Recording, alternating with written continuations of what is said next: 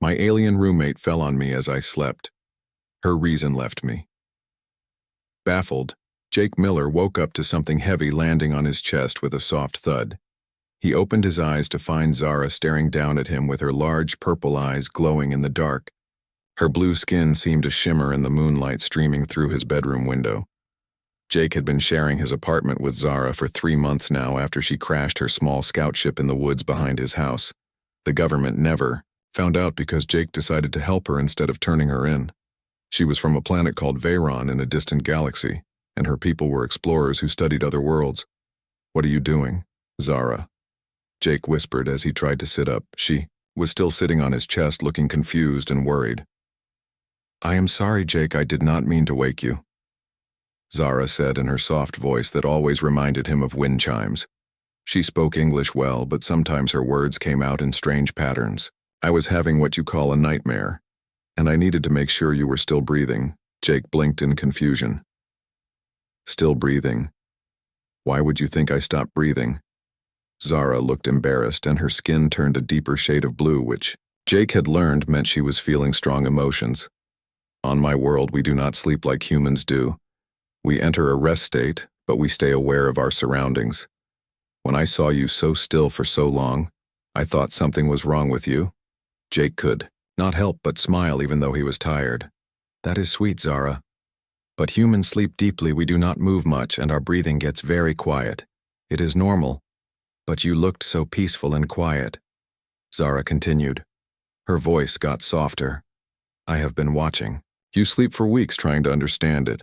My people find human sleep very strange. We think you are all very brave to become so helpless." Every night, Jake felt his heart skip a beat. "You have been watching me sleep for weeks."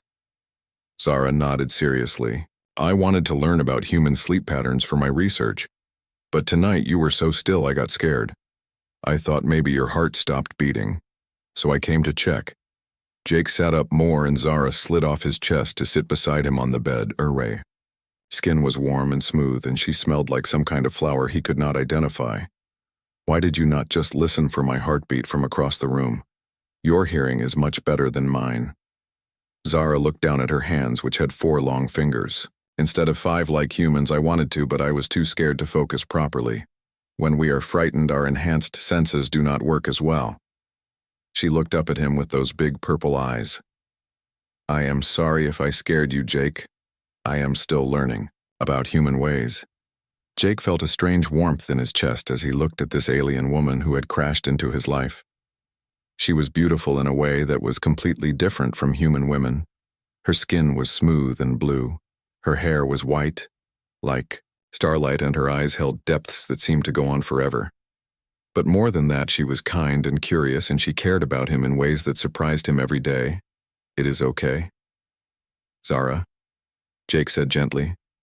"You can ask me anything about humans. You do not have to figure it all out by watching. I will teach you whatever you want to know." Zara smiled, and her skin began to glow softly, which Jake had learned meant she was happy. "Really, you would do that for me? Even though I am not human, of course," Jake said. "You are my friend, Zara, and friends help each other learn new things. But I am not just different, Jake. I am from another world entirely. My people have studied thousands of planets and species, but we have never found any as strange as humans." Zara tilted her head. "Most species we meet are either very advanced or very simple, but humans are both at the same time. You have technology that can reach the stars, but you still fight wars over resources. You can create beautiful art and music, but you also destroy your own planet." Jake thought about this. "It sounds like you think we are crazy." "Not crazy," Zara said quickly. "Just very confusing. My people are logical. We make decisions based on what is best for everyone. But humans make decisions based on emotions and feelings that should make you weak, but instead it makes you incredibly strong." "What do you mean?" Jake asked.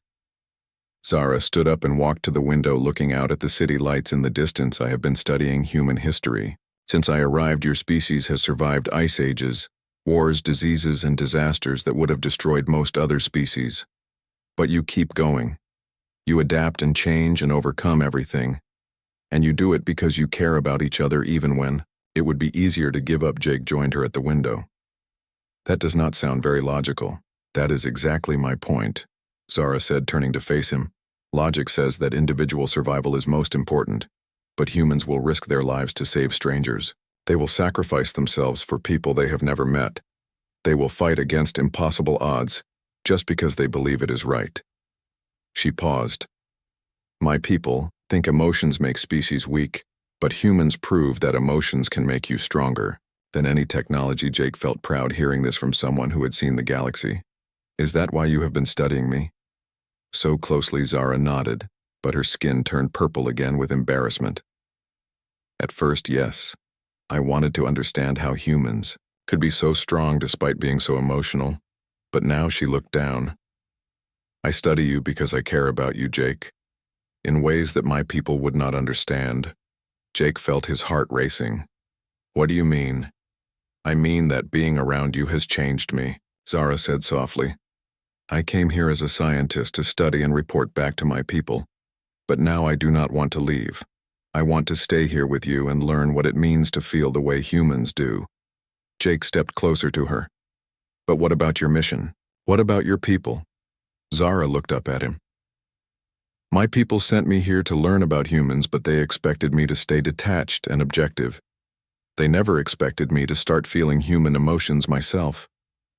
She reached out and touched his hand gently. I think I am falling in love with you, Jake. And that terrifies me because my people do not understand love the way humans do. Jake felt like his world was spinning in the best possible way. You are falling in love with me. Yes, Zara whispered. And that is why I've been watching you sleep. I wanted to memorize everything about you in case I have to leave someday. I wanted to understand what makes you so special, that you could change someone from another world. Jake took both of her hands in his. You do not have to leave, Zara. You can stay here with me. We can figure this out together. But what if my people come looking for me? What if they do not understand? Then we will deal with that when it happens, Jake said firmly. But right now all that matters is that you are here and I care about you too. Zara, more than I ever thought I could care about anyone.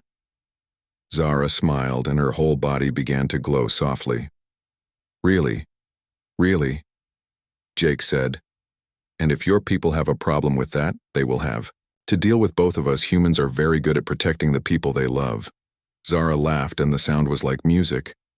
That is very human of you, Jake, to fight against impossible odds just because you believe it is right. Jake grinned. That is what we do best. From that night forward, Zara never felt the need to watch Jake sleep from across the room. Instead, she learned to sleep beside him the human way, trusting that some things were worth the risk of being helpless.